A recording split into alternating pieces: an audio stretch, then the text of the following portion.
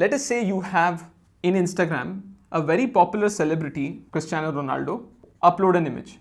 You can guess what will happen. On your server, when this image is uploaded, what you really want to do is send this image as fast as possible to all the followers of Cristiano Ronaldo. There is one problem though. Some followers of Cristiano Ronaldo do not want to see the image. They have just followed him for the sake of following. Some followers only want to see the image from a particular time to a particular time. They are in different time zones. Another problem is some followers are extremely passionate about Cristiano Ronaldo. They want to get a notification when there is a image that has been uploaded by him. And apart from the different segmentation of users, the number of followers who need to get this notification is enormous. It's in millions of users. So if you use some sort of a naive way to find the followers that you need to send this message to, and then actually go and send all the messages in one shot to all the followers of Cristiano Ronaldo, your server will overload. There is too much bandwidth requirement and the compute is also a lot. You have to go through every user continuously and it's going to be a nightmare. So what can we do here? There's two major approaches, pull versus push. That's what we are going to talk about. Let us say that there is a client. Okay, this person is a big fan of Cristiano Ronaldo. You want them to get the image as soon as possible. These kind of fans can be sent a message immediately. So let us say the total number of big fans are 10,000 users. We'll use some sort of strategy to send them the image. There's also another person who is an Indian follower. As the word suggests, follower is one step below fan. Follower is a person who likes to see the image, but please don't send me at 2 o'clock in the night. Okay, no notifications please. But send it to me at the top of my page ranking because I like him, Cristiano Ronaldo, but I don't want to, get a notification that Cristiano Ronaldo has posted something. So for them, let us say there are 1 million Indian followers, and then let us say that there are many passive followers. So these people, whether they get a notification, don't get a notification, doesn't really matter. Just give it to me in my recommendation engine and sort it according to priority. If I see it, good. If I don't see it, no problem. So let us say this is in 10 million. All right.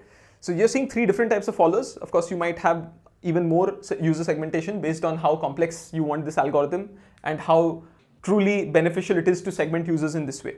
Let's take the most excited follower first. Let's take the big fans, okay, 10,000 in number. Let us say that this number is also too much for us, or let's just make it slightly harder. Let's say 100,000 actual fans of Cristiano Ronaldo exist on Instagram who want the notification immediately. What you need to do here is, if you take a notification service and on upload, you ask it to broadcast to 10,000 or 100,000 people together, then that is the right approach. Sending the notification immediately for big fans is the right approach. That's what they want. One thing which is very important that you have to remember is, if there is a business requirement and your engineering seems difficult to do, it doesn't matter. You still need to cater to the business. Okay, so if big fans want the notification immediately and you're not giving it to them, and tomorrow some new app comes up which actually does this, is able to manage this, then everyone is going to move to that app, including Cristiano Ronaldo, because obviously they want their fans to be happy. Okay, so you have to provide this. And this approach to sending all notifications together is called the push model.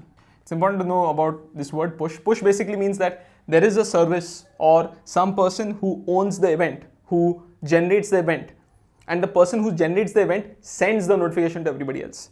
So the notification service has the event and then takes their time to send it to all the people interested in it. That is pushing notifications to people. What can you do here? There are few things you can do when it comes to pushing notifications. One of the things you can do is you can batch the push notifications, which means instead of sending 100,000 together, you send 10,000 together. In the next batch, you send 10,000 together, and so on. So what happens is your peak load. So if this is the load on your system, when Cristiano Ronaldo uploads an image, you don't want it going all the way here. Instead, you break it into 10 batches. And this is fine. It slows the system down, but not by much. Okay, you can say that instead of sending all the notifications together, send it in 6 minutes. Gaps of 6 minutes, 10,000 each person. In 1 hour, everybody in the world will have the notifications if they're a big fan.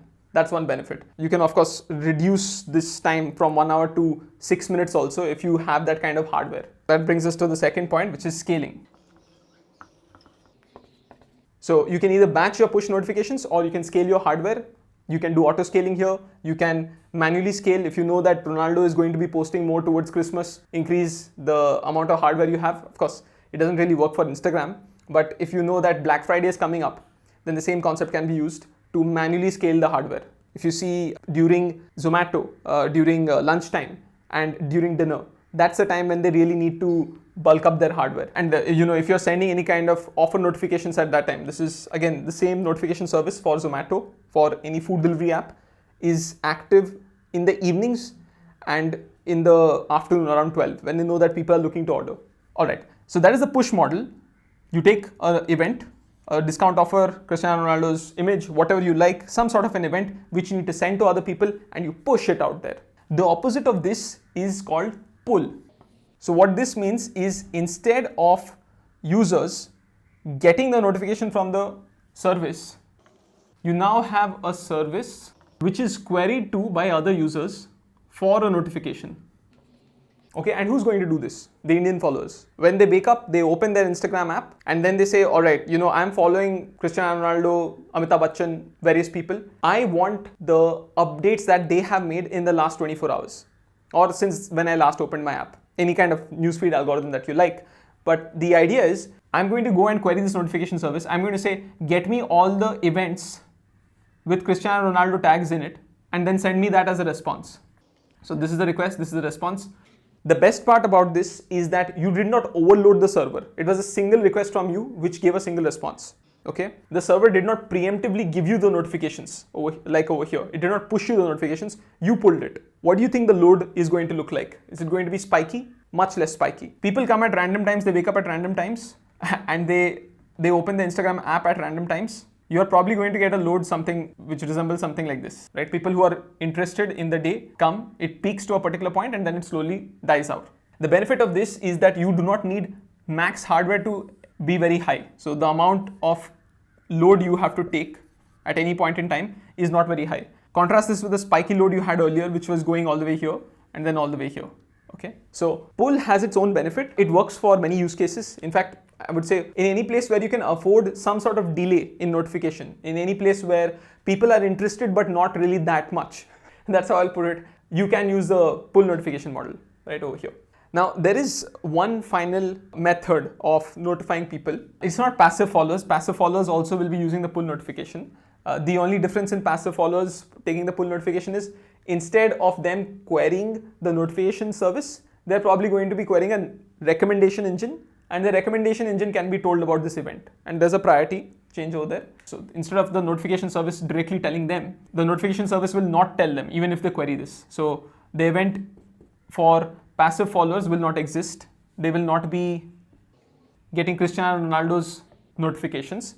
Instead, when the same people query a different server called a recommendation engine, they'll get a list of posts that they can go through, and maybe Ronaldo's post is somewhere around the bottom because they're just passive followers, right? So that's the idea.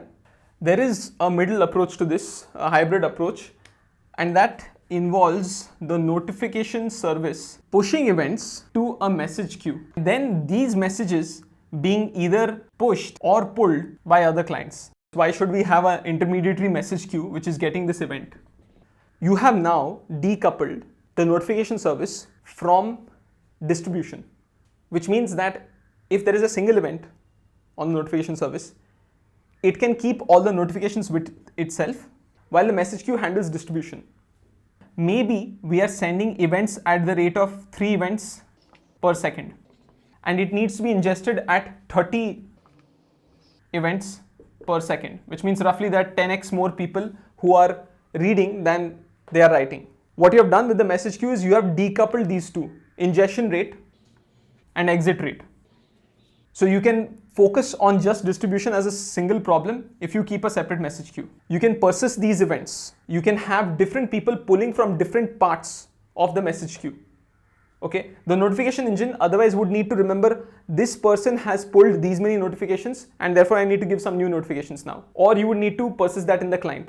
Now all of that can be moved into a message queue. So with this, what has happened is you have decoupled the system. Another benefit is this same message queue can give 2 different types of distribution, pulling and pushing. You could also do this with a notification service, but the basic idea here is some people are pulling, the people who are less interested, and some people are being pushed to, the people who are extra interested, and that is the hybrid approach. Notice that the hybrid approach is probably the most popular for most businesses.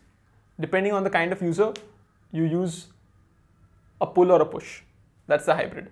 However, for small businesses and even for simple use cases, you are either going to be choosing one, push or pull, as an architecture. So to reiterate, the benefit of a pull architecture is that there is lesser peak load on the system. This is usually the case, by the way. If everyone needs to pull at the same time, it's going to be even worse than a push model. Okay, because everyone is going to be sending notifications. When they fail, they'll retry. That's crazy. So you have to be aware of the business use case also. But in general, when there is a smooth flow of requests in terms of request load, right, which is when you're pulling events, then you want to use a pull architecture. Another benefit of this is that the client decides what they want to see.